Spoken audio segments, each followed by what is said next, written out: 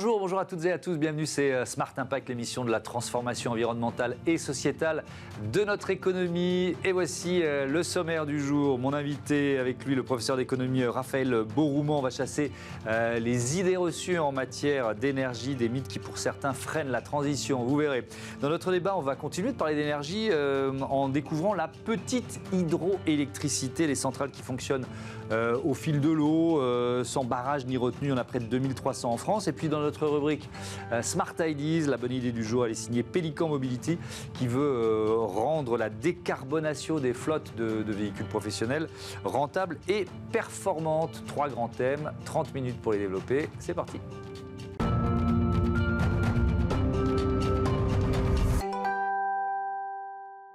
L'invité de Smart Impact, c'est Raphaël Beauroumand. Bonjour. Bonjour Thomas Hugues. Bienvenue, vous êtes professeur d'économie à la Paris School of Business. Dernière édition de votre livre, c'est de ça dont on va parler, 20 idées reçues sur l'énergie, paru aux éditions De Box Supérieur. Livre coécrit avec Thomas Porcher et Stéphane Goutte. La première version, vous l'avez écrite il y a 10 ans, c'est ça? C'est un livre qu'on a écrit effectivement il y a 10 ans, qui a été publié pour la première fois en 2015. Ouais. Pourquoi vous êtes lancé dans cette idée? Il y a tant d'idées reçues que ça sur l'énergie? Ou il y avait tant d'idées reçues?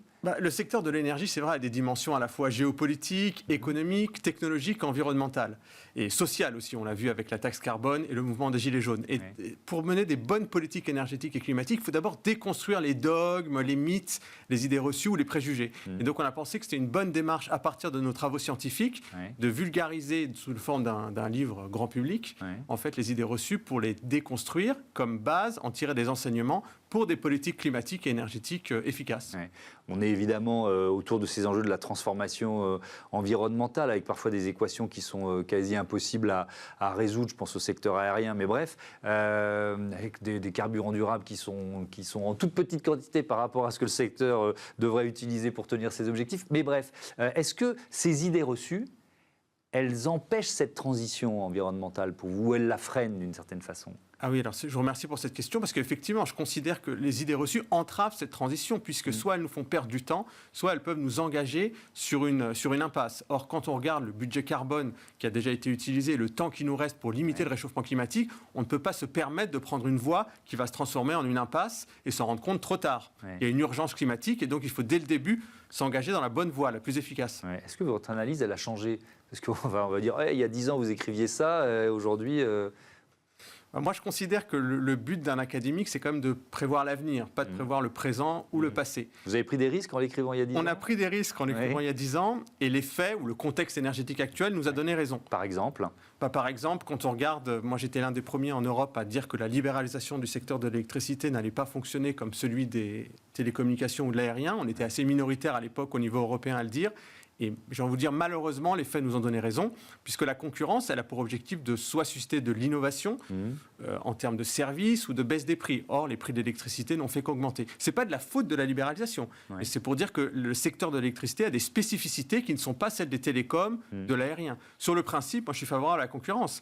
Quand elle marche entre les écoles de commerce, dans le secteur des télécoms, mais elle ne se décrète pas. Il faut que les caractéristiques d'un secteur, caractéristiques techniques, économiques, s'y prêtent. Ce n'est pas le cas pour l'électricité. Il y a 10 ans, je pense à la Russie et je pense au contexte géopolitique, vous en parliez. Il y a 10 ans, il y avait déjà eu une première attaque de l'Ukraine par la Russie. Et pour autant, l'Europe, et notamment l'Allemagne, s'est mis dans les mains de la Russie en termes de dépendance, notamment gazière. Est-ce que vous écriviez là-dessus? Est-ce que vous disiez attention, danger ou pas? Alors nous, on avait écrit sur la naïveté géopolitique de l'Europe et le fait que c'était l'heure de vérité pour le réveil d'une Europe politique. Parce qu'il y avait des risques en termes de sécurité d'approvisionnement. Et on nous disait non, la sécurité d'approvisionnement à la fois gazière et électrique de l'Europe est assurée. Or, vous voyez bien depuis le 2022... les conséquences quand il y a des tensions avec un pays dont l'Europe dépendait trop fortement pour son gaz et aussi pour son pétrole. Et effectivement, vous consacrez un chapitre à la politique énergétique européenne. Qu'est-ce que vous attendez là, de la nouvelle mandature de l'Union? On va apprendre, connaître dans quelques semaines les nouveaux commissaires, président de la Commission ou président de la Commission européenne. Il y a des erreurs à ne pas commettre pour cette mandature? Il faut bien que l'Europe comprenne que le but, ce n'est pas simplement d'atteindre la neutralité carbone, c'est-à-dire de décarboner l'économie de l'Europe. C'est aussi d'en faire une puissance industrielle décarbonée. C'est-à-dire que l'Europe est face à un choc est confrontée à la concurrence des États-Unis d'un côté et de la Chine de l'autre, qui sont dans une forme de choc des titans, et qui, eux, notamment les États-Unis, ont lancé un plan, l'IRA, de 370 milliards de dollars pour soutenir l'industrie décarbonée. Donc l'Europe, elle est plutôt leader dans tout ce qui est normes, et donc elle a un leadership plus réglementaire qu'industriel.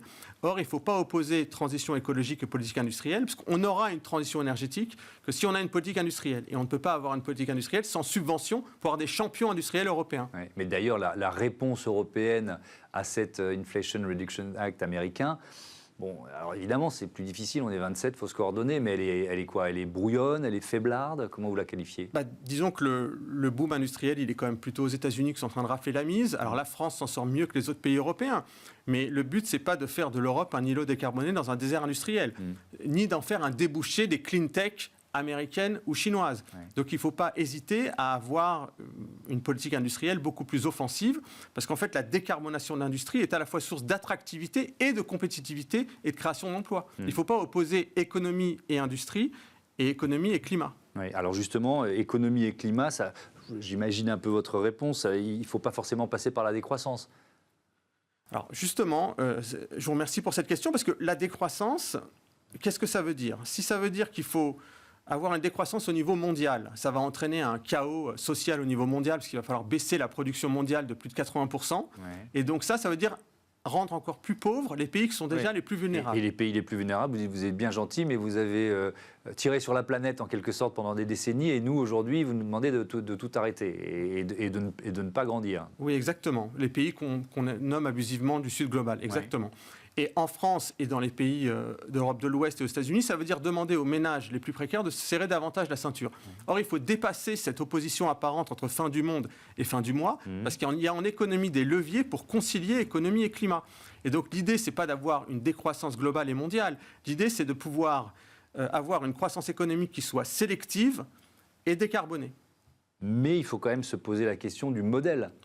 Exactement. Par exemple, on l'a dit plein de fois dans cette émission, passer d'un modèle linéaire à un modèle circulaire, ça c'est une piste qui est évidente. Est-ce qu'elle est valable aussi dans les domaines énergétiques? Alors, non seulement elle est valable, mais en plus largement par rapport à ce que vous dites, il y a des secteurs qui devront décroître. Ce n'est pas normal de produire 15 fois plus de vêtements qu'il y a 30 ans et de brûler des tonnes de vêtements chaque année, parce qu'on pollue quand on produit et on pollue quand on détruit. Ça n'a aucun sens, la fast fashion par exemple. Mais ça veut dire qu'il faut avoir une croissance sélective pour l'orienter vers les technologies et les infrastructures décarbonées. Et donc c'est valable aussi pour l'énergie, sans opposer les énergies les unes aux autres. Oui, par exemple, renouvelables et nucléaires, on a besoin des deux.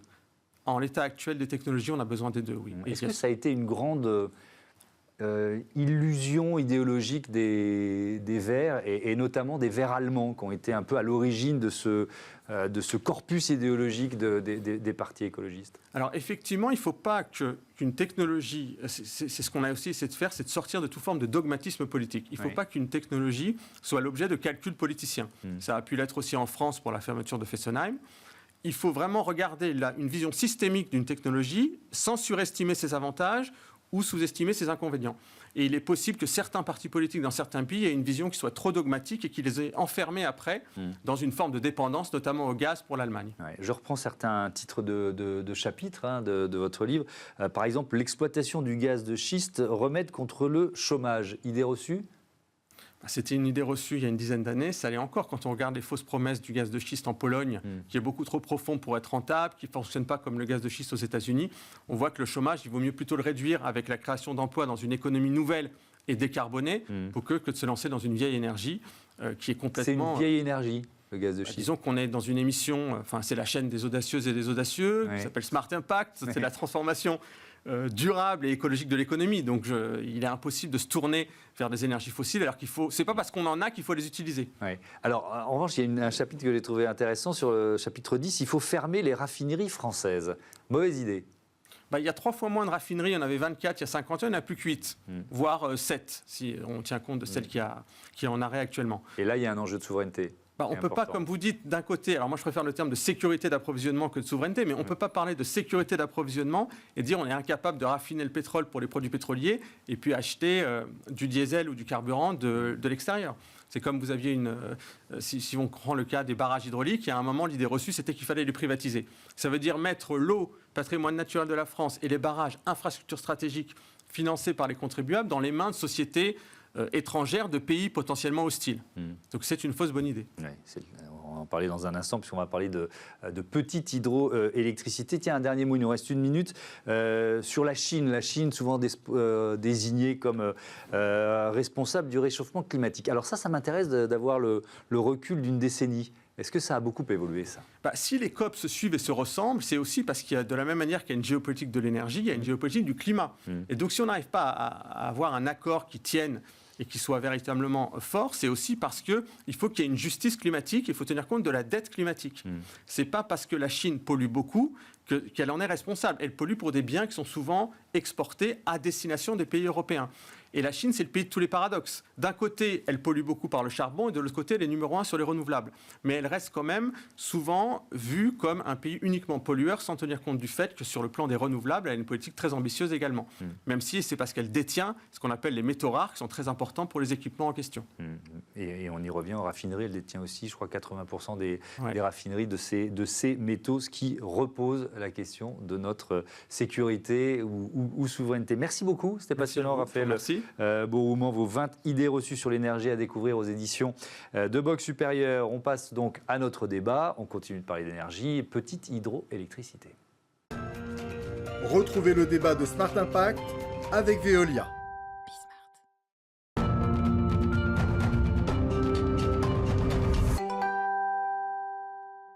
On parle de petite hydroélectricité dans notre débat avec Nicolas Fléchon. Bonjour. Bonjour. Bienvenue, vous êtes administrateur de France Hydroélectricité. Philippe Baudry, bonjour. Bonjour. Le président de Dream Energy, également président d'Artea. Alors là, on est dans le secteur de l'immobilier tertiaire. France Hydroélectricité, c'est le syndicat professionnel de la petite hydroélectricité. Je vous avoue humblement, je ne connaissais pas ce terme. De quelle centrale parle-t-on en fait ? Alors c'est vrai qu'on parle souvent, l'hydroélectricité souvent c'est les barrages. Oui, on imagine les gros barrages, etc. Alors ça en fait partie. Aujourd'hui, l'hydroélectricité d'ailleurs, a une contribution majeure sur les énergies renouvelables. C'est la première source d'énergie renouvelable en France. 25 gigawatts versus 70 gigawatts, c'est 40% de la production énergie renouvelable aujourd'hui, c'est de l'hydraulique. Donc avec à peu près 5% de l'énergie consommée, pour donner les quelques chiffres. Mais c'est surtout 2600 installations partout en France. Et c'est là qu'on arrive dans la petite hydroélectricité. Voilà, il y a des petites centrales. Et il y a surtout beaucoup de petites, dispersées, petites installations, petites et moyennes installations, opérées parfois par des familles historiques, parfois par des... C'est vraiment une culture industrielle et d'installations qui sont vraiment implantées complètement dans le territoire. Donc sa caractéristique, c'est une industrie ancienne. Ancien, souvent, ça a une connotation un peu péjorative. Dans l'énergie, c'est plutôt une connotation positive. Ça veut dire que c'est une énergie qui était là, présente dans le passé, qui est toujours là aujourd'hui, donc qui rend des services. Et c'est vraiment une caractéristique de cette énergie, c'est qu'elle peut durer une centaine d'années. On a aujourd'hui, parmi nos adhérents, des centrales qui existaient il y a 100 ans et qui sont toujours là, qui continuent à performer. Et on entrera évidemment dans le détail dans un instant. Je veux bien, Philippe Baudry, que vous nous présentiez Dream Energy. Très bien. Alors effectivement, vous l'avez dit, on vient d'un groupe immobilier. Donc Dream Energy a démarré par l'immobilier durable. Donc on a commencé tout simplement par installer des panneaux solaires et on a souhaité devenir un acteur un peu global, c'est-à-dire d'être un producteur et un fournisseur d'énergie. On est d'ailleurs aujourd'hui aussi un opérateur de mobilité. Et la deuxième énergie, puisqu'on a démarré par le PV, qui nous a intéressés pour beaucoup de raisons, c'était effectivement la micro-hydraulique. Donc aujourd'hui, on possède un peu plus de 20 barrages hydrauliques en France, haut de chute, bas de chute, etc. Bon, je suis un peu technique, tout ça. Et on est très content d'ailleurs de faire cette activité où on est à la fois opérateur, mais aussi constructeur, dans le sens où notre fonds de commerce, c'est plutôt de racheter des vieux barrages qu'on rénove, qu'on reconstruit. Et d'ailleurs, on est même actionnaire de nos sociétés de maintenance et de construction. Voilà. Donc une vision et une politique globale, je comprends bien. Sur cette énergie verte, alors au-delà de l'engagement que ça représente pour une entreprise, évidemment, ce qui est quand même très important, il y a d'autres avantages. Par exemple, est-ce qu'il y a plus de stabilité des prix avec ce type d'énergie ou pas ? Nicolas Fléchon. En fait, quand on construit une centrale hydroélectrique, alors peut-être bien éclairer ce que c'est, une centrale hydroélectrique typique. Je prends une centrale, par exemple, de 2 mégawatts. 2 mégawatts, ça va faire à peu près l'équivalent en consommation énergétique d'un village de 2000-2500 habitants. Concrètement, c'est une prise d'eau. Alors, on peut utiliser, en fait, l'hydroélectricité, c'est utiliser la force motrice de l'eau. Donc, soit on utilise la différence de hauteur, donc on va typiquement dans des massifs alpins, soit on est plutôt sur des rivières où on va utiliser le débit. Voilà. Prenons l'exemple de la montagne. Donc, on a une prise d'eau en altitude qui à peu près l'équivalent de ce plateau en taille, donc c'est relativement compact. C'est pas énorme, oui. Une conduite forcée, donc on achemine l'eau jusqu'en bas de la montagne, donc qui est complètement enterrée, complètement discrète, et en bas on a une centrale de production. Et donc développer un projet hydroélectrique, c'est concevoir cet ouvrage, mais en construisant le modèle sur 40 ans. Donc, on est dans une vision long terme. Et donc, ça garantit une stabilité sur les prix ou pas? En fait, il y a un modèle français qui est d'ailleurs assez vertueux, qui est en train de reprendre l'Europe, c'est de dire, pour donner de la visibilité industrielle, on lui garantit un prix sur la durée. Donc, on vient négocier avec l'État un tarif qu'on appelle complément de rémunération dans lequel nous on dit le bon tarif c'est celui-là, on participe à un système d'enchères et ensuite ce prix est garanti pendant 20 ans, ce qui donne une vraie stabilité du prix et ça c'est important par rapport aux périodes qu'on a pu vivre ces dernières années. Ça permet de financer des projets. Et ça permet de financer des projets. C'est très important. Vous développez, j'ai vu ça en préparant l'émission, un réseau de superchargeurs en France. De quoi il s'agit ? Alors les superchargeurs, c'est en fait c'est des bornes de recharge. Oui. Comme son nom l'indique, donc une borne classique, ça fait entre 7 et 22 kg, et un superchargeur, ça fait en gros entre 150 et 300 kg. Oui. Ça permet en fait simplement de recharger un véhicule avec une expérience assez proche du moteur thermique, en gros en 15 minutes. En 15 minutes, vous rechargez votre véhicule et vous pouvez faire, selon le véhicule, entre 300 et 350 kilomètres. Voilà. On en a trouvé beaucoup le long des autoroutes et puis maintenant, dans le retail, par exemple, on en trouve beaucoup. Bien sûr. Tout ça, c'est cohérent Oui, parce qu'en fait, notre idée, c'est toujours d'avoir un modèle intégré et de garantir, puisqu'on est aussi fournisseur, on a la licence de fournisseur, donc vous injectez, en Savoie, par exemple, on a parlé de haute chute, de l'énergie dans le réseau, et vous tirez donc cette énergie, et cette énergie, elle est bas carbone, puisqu'on a un certificat d'origine, et c'est le modèle qu'on propose à nos clients, c'est-à-dire d'avoir une recharge qui est garantie. Et donc, en gros, pour vous donner un chiffre par rapport au mix énergétique européen, c'est-à-dire nucléaire, charbon, tout ce qu'on veut, gaz, eh bien, sur la vie d'un véhicule, le modèle qu'on propose va vous permettre d'avoir un bilan carbone qui sera 3 fois meilleur qu'avec une énergie classique. Donc, votre véhicule, dans sa durée de vie, aura cette efficacité qui sera 3 fois supérieure en termes de bilan carbone. Oui, ça dépend évidemment de la source de l'énergie et de l'électricité. Du fait de l'origine de l'électricité. Bien compris. Quand vous disiez une vingtaine de centrales, de petites centrales, voilà, c'est ça. C'est ça. Vous les rachetez, ce sont des centrales qui étaient en déshérence, il faut les relancer. C'est quoi le modèle en fait ? Alors, monsieur l'a rappelé, il y a à peu près 2300 centrales, microcentrales à peu près en France, et très peu vendent. C'est un produit qui est très recherché, donc très peu sont à vendre. Donc c'est très long en fait de constituer un portefeuille, et accessoirement, on a nous plutôt pour habitude d'acheter des barrages un peu anciens qu'on rénove. Donc à la fois le barrage proprement dit, parfois on change les turbines, ce qui permet aussi d'avoir ce qu'on appelle les contrats d'obligation d'achat avec l'État, et donc par là même d'améliorer la production et tout en finançant plus facilement les opérations. Oui, alors vous l'avez dit, environ 2270 centrales on va dire petite hydroélectricité pour reprendre les termes. Ça représente 2200 mégawatts, c'est ça, de puissance installée sur le territoire français. Est-ce que je lis bien mes chiffres ? Parce qu'il y a des chiffres que j'ai du mal à comprendre. On est en train de les voir s'afficher, je pense, normalement. Merci beaucoup de me suivre en régie. 2200 mégawatts et... Alors ça, c'est quoi ? C'est térawattheure par an de production en moyenne. Ouais. Quels sont les freins au développement de cette source d'énergie verte ? Alors déjà, c'est une super source d'énergie sans faire de prosélytisme. Alors moi, je suis moi-même producteur dans plusieurs filières et c'est une énergie qui est effectivement complètement décarbonée, qui apporte de la stabilité au réseau aussi. On parlait de la stabilité prix, mais au réseau. Et ce réseau, il en a besoin parce qu'il a besoin aussi d'intégrer massivement ces énergies renouvelables.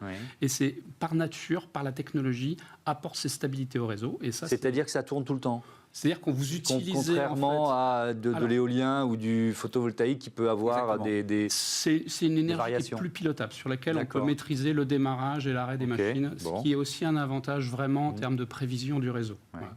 Donc ça, c'est vraiment des avantages qu'on met en avant. Et il y a encore un potentiel de développement de à peu près 12 TWh, vous citiez tout à l'heure 6, donc c'est 12 TWh, ce qu'on peut encore aller chercher sur l'ensemble des territoires pour développer. Mais alors c'est quoi? C'est de nouvelles centrales qu'il faut construire, c'est ça? Alors, ou de nouvelles centrales qu'il faut construire, ou d'anciennes centrales qu'il faut optimiser, rénover, comme on l'a dit. Et là, il y a un vrai potentiel. Ouais. Donc là, il y a tout un travail de modernisation de cette industrie. Donc ça, c'est un vrai potentiel. Après, on se dit, il n'y a qu'à y aller.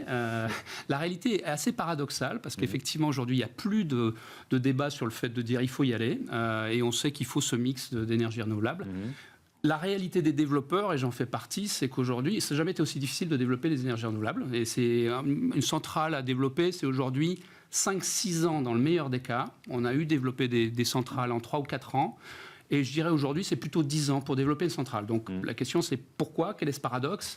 C'est vrai qu'aujourd'hui, on a des obstacles. Il faut simplifier, en fait, le parcours administratif qui est aujourd'hui, malgré les lois d'accélération, est plutôt en train de s'alourdir. Il faut simplifier, il faut effectivement permettre à l'existant de pouvoir se développer, augmenter ses puissances, et ça c'est important. Et puis travailler sur l'acceptabilité. Alors ça c'est vrai pour l'ensemble des énergies renouvelables.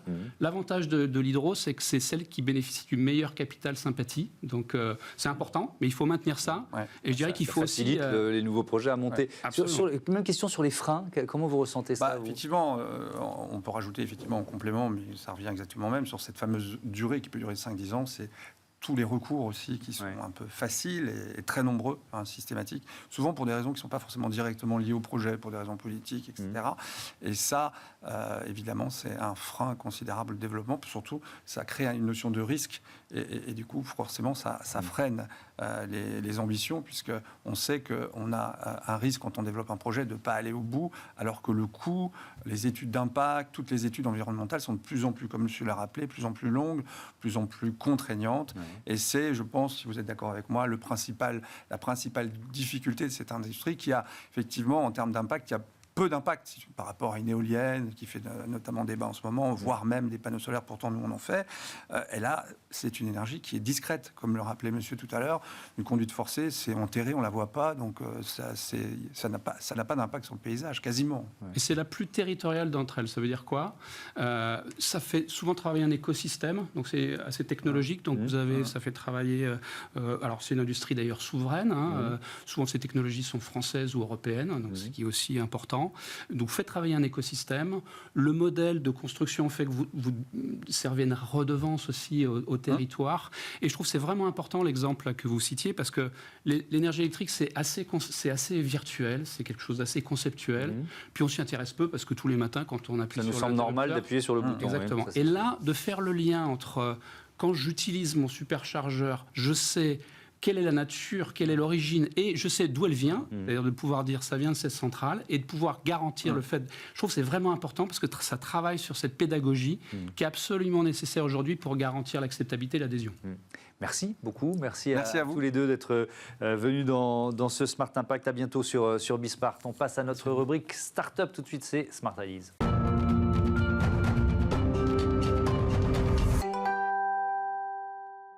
Smart Ideas avec Vincent Schechter, bonjour. Bonjour. Bienvenue, vous êtes le cofondateur de Pélican Mobility, vous l'avez créé fin 2022 avec David Salfati. Expliquez-moi, c'est quoi? Quelle idée de départ? Pélican Mobility, nous sommes un smart leaser. On est content d'être dans l'émission Smart Impact. Alors, ce que nous faisons, nous sommes un leaser, un loueur longue durée de véhicules utilitaires électriques. Et ce que ça veut dire, c'est que smart, pourquoi?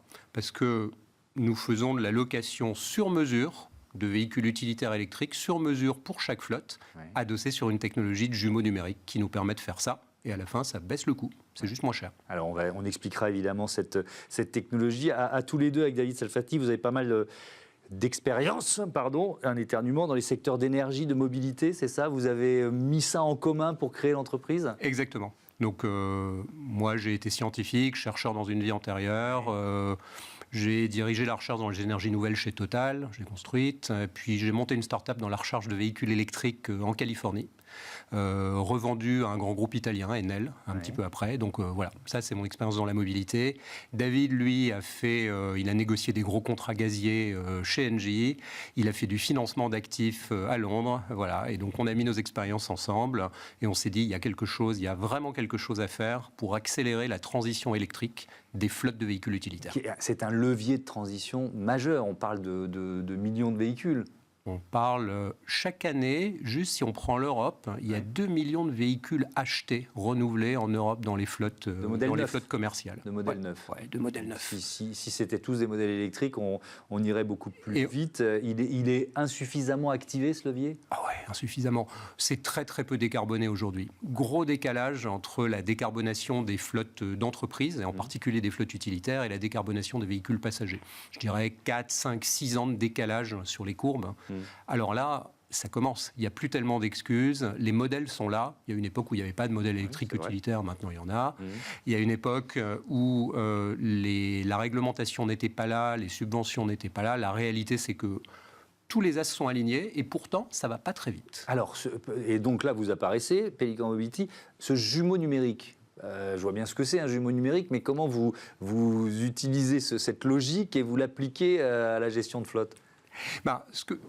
Ce qu'on fait, c'est que le vrai problème, on pense, qu'on observe chez nos clients, qui fait que ça ne va pas très vite, c'est que ça coûte trop cher. Pourquoi ça coûte trop cher ? Parce que les flottes de véhicules utilitaires, c'est quoi ? Ce sont des flottes qui doivent fournir un service de manière efficace, pas chère, pour le business de leur opérateur. Ce sont des flottes très orchestrées.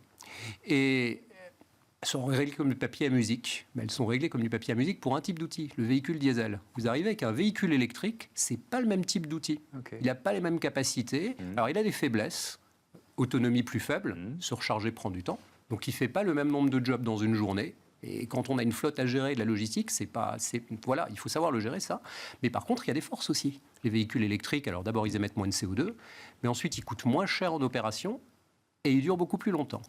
Et alors, intégrer les véhicules électriques dans des flottes qui ont été optimisées pour autre chose, sans tenir compte de leurs spécificités, c'est comme les traiter comme des mauvais véhicules diesel, et c'est très inefficace, ça. Ouais.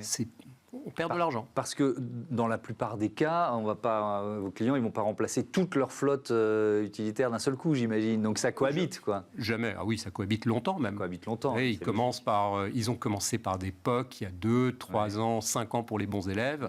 Et puis maintenant, ils veulent y aller. Mais ils veulent y aller avec 5%, 10%, 20%. Mais là, ça devient sérieux.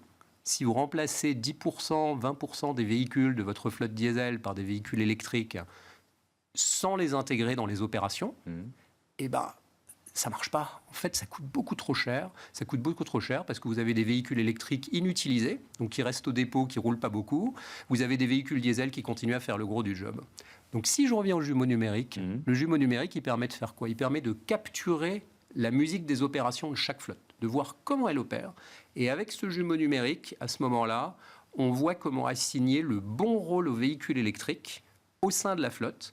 Pour faire quoi ? Pour les faire rouler le plus possible, le plus longtemps possible, parce que c'est à ce moment-là que la vraie force des véhicules électriques se révèle, que ça vous coûte moins cher et que c'est plus efficace. Mais ça, on le fait parce qu'on comprend les opérations de la flotte, de chaque flotte finement, et qu'on est capable d'ajuster, on fait du sur-mesure. Merci beaucoup Vincent Schechter, à bientôt sur Bismart. Bon vent à Pelican Mobility, vous venez d'annoncer une levée de fonds de 4 millions d'euros. Voilà, c'est la fin de ce numéro de Smart Impact. Merci à toutes et à tous de votre fidélité à la chaîne des audacieuses et des audacieux. Salut.